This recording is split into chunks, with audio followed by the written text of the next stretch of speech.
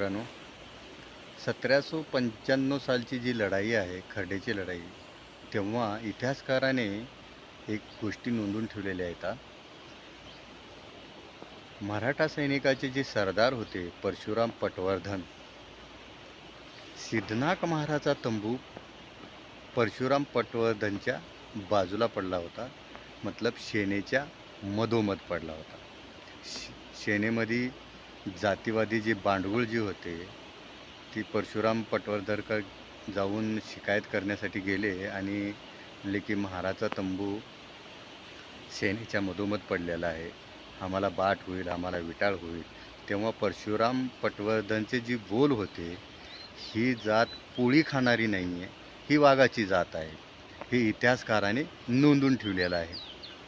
तेव्हा जातीवादी जी बांडगुळ जे आहेत, तिथून ढुंगणाला पाय लावून ते पळून गेले. आणि सांगण्याचा महत्त्वाचा मुद्दा, परशुराम पटवर्धनला पठाणाने गोलवेढा देऊन घेरलेले होते. तेव्हा सिद्धनाथ महार याने परशुराम पटवर्धनचा तिथे जीव वाचवला आणि ती खर्ड्याची लढाई ती जिंकून दिली. मग मला असं म्हणायचं आहे, आमचे जे महार आहेत ती मेष जातीचे कधीच नव्हते आणि कधीच नसणार नाही. ती सिंह राशीचे आहेत आणि मी पण सिंह राशीचा आहे. चला भेटूया पुढच्या व्हिडिओमध्ये.